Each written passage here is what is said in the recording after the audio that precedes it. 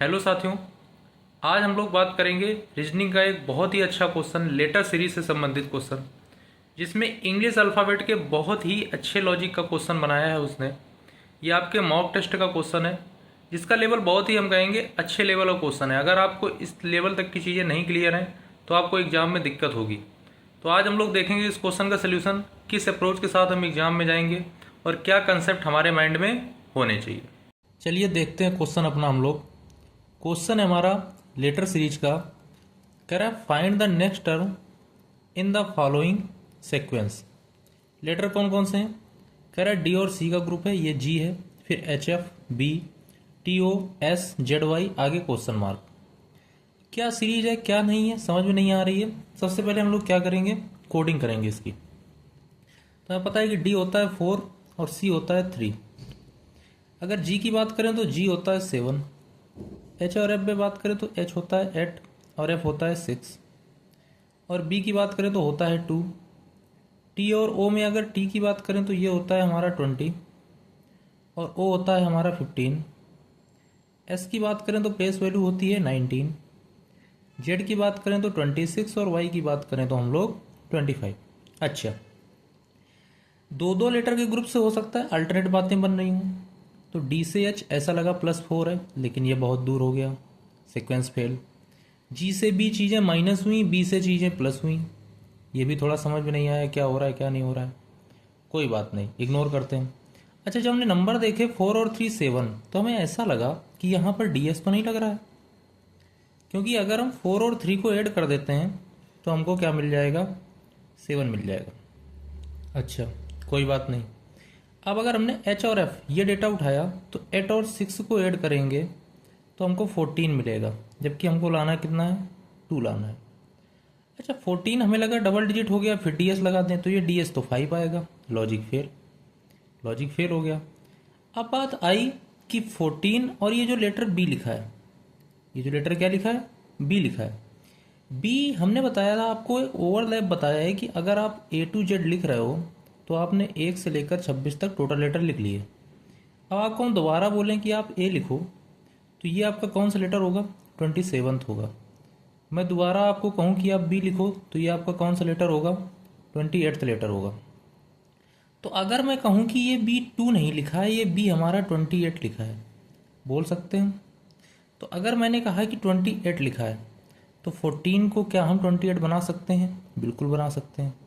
भैया यहाँ पर क्या कर दें, डबल कर दें। अब बात आती है, आप कहेंगे कि यहाँ तो डबल कर दिया, वहाँ तो कुछ नहीं किया था।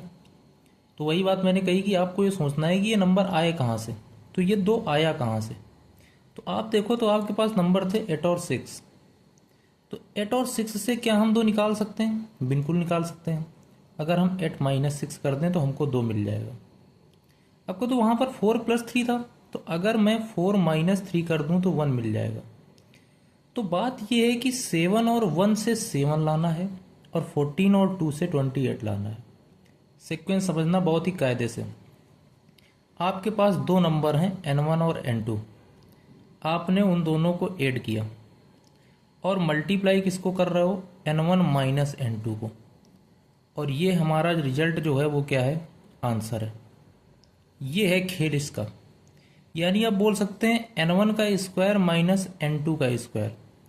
अब बात आ रही है कि यहाँ पर तो 28 आ रहा है तो 2 कैसे, तो 26 के बाद जितनी रिपीटेशन होगी वो 26 से क्या कर देनी है, हमें माइनस कर देनी है, क्योंकि लेटर रिपीट हो रहे हैं। अब ये खेल टी और ओ में कैसे लगेगा समझना। अगर हम टी और ओ की बात करें तो ये है हमारे पास 20 और 15, तो हम इसको क्या करेंगे, 20 + 15 और 20 - 15, ये कितना आएगा हमारा 35 × 5। इसके रिजल्ट की बात करें तो 175, यानी हमको 175 लेटर्स लिखने हैं अल्फ़ाबेट के। क्या आप लिख सकते हो, नहीं लिख सकते हो। आप ए टू जेड लिखोगे 26, आप फिर ए टू जेड लिखोगे फिर से 26, तो आप ये देखो कि 125 में आप कितने टाइम अल्फ़ाबेट लिख सकते हो, यानी डिवाइड बाई 26। तो कुछ पेयर बन जाएंगे, कुछ छूटेंगे। तो 26 के अगर हम 6 पेयर बना लें तो हम पहुंच जाएंगे 156 पर। यानी अगर हम आपसे पूछें कि 156 लेटर कौन सा होगा तो जेड पे जाके ख़त्म हो जाएगा फिर से। और हमको पहुंचना है 175 पर। तो जेड पर कंप्लीट करने के बाद 175 तक जाने के लिए आपको कितने लेटर चाहिए? 19 लेटर चाहिए, 19 नंबर चाहिए। तो जेड के बाद आप जब फिर से अल्फ़ाबेट लिखोगे तो जो 175th लेटर आएगा मेरा, 175th लेटर आएगा वो एस आएगा, यानी 19 कोडिंग वाला। यानी मैं कह रहा हूँ कि ये जो एस है ये आपने अल्फ़ाबेट लिखी है 6 टाइम, तो आपके लेटर कंप्लीट हो गए 156 और आपको लिखने हैं 175, तो आपको 19 और लिखने पड़ेंगे और 19 पे कौन आएगा? एस आएगा। क्लियर है? अब हमें आगे चाहिए जेड और वाई। ये है हमारा क्वेश्चन, जेड और वाई के बाद आगे क्या आएगा? तो हमें चाहिए तो जेड और वाई। जेड की कोडिंग है क्या? 26 और वाई की क्या है? 25। तो एक बार प्लस कर देंगे और एक बार माइनस कर देंगे, तो 26 माइनस 25, तो ऐड करने पे आएगा 51 और माइनस करने पे आएगा 1, यानी रिजल्ट आएगा 51। तो 51 लेटर्स हमें लिखने हैं और लेटर हमारे पास होते हैं 26, तो डिवाइड बाई 26, रिमाइंडर कितना बचेगा हमारे पास? 25 बचेगा। तो यानी 51 लेटर लिखने हैं, 51 यानी 26 लिखेंगे और फिर उसके बाद 25 लिखेंगे रिमाइंडर। तो 25 लेटर जब लिखेंगे तो 25वां लेटर हमारा कौन आएगा? 25वां लेटर होता है हमारा वाई। हमारा आंसर क्या हो जाएगा? वाई हो जाएगा।